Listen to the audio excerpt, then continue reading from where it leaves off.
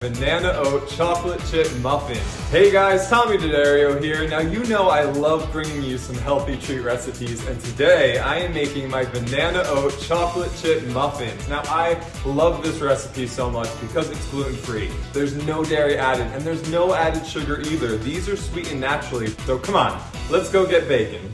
First you want about 3 to 3.5 ripe bananas, very important. And space them all out evenly. 2 cups of gluten-free oats. Get your hands in there, get a little dirty. 3/4 of a cup of almond milk. You can also substitute that for soy or any non-dairy milk that you want.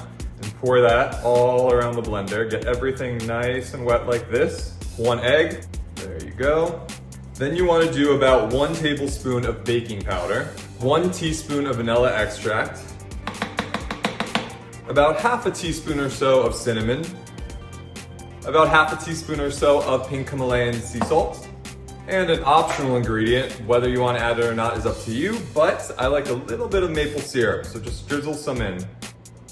Now we're gonna blend this up. You really want to blend it so it's a nice, even batter. I say go for about a minute.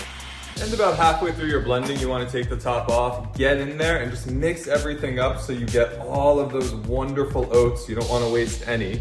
If your blender has a pulse button on it, I like to do that throughout the blending as well to really make sure everything just grinds together. All right, that should be perfect. Take the top off, get your spatula, make sure it's nice and smooth. Oh, that is beautiful. Now, perhaps my favorite part, chocolate chips. Right in. Weave the chocolate chips into the batter. All right, look at that beautiful batter, nice and smooth as you can see. I sprayed my muffin tray with a coconut oil spray. And here's a pro tip. I like to fill up a measuring cup just like this and pour the batter right in, because then you can nice and evenly and smoothly transfer the batter to the tray. All right, so the oven is preheated at 350 degrees. So now we pop these in, and you can cook them anywhere from 30 to 35 minutes. My sweet spot seems to be about 32 minutes, but play around. Let's see how these bad boys come out.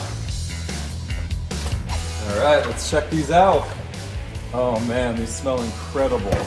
Now you know they're done because they'll be that beautiful golden brown color that you see. These are perfect to just curl up with on the couch with a cup of tea, a cup of coffee. That's what I'm about to do. I hope you guys enjoy. It's time to chow down.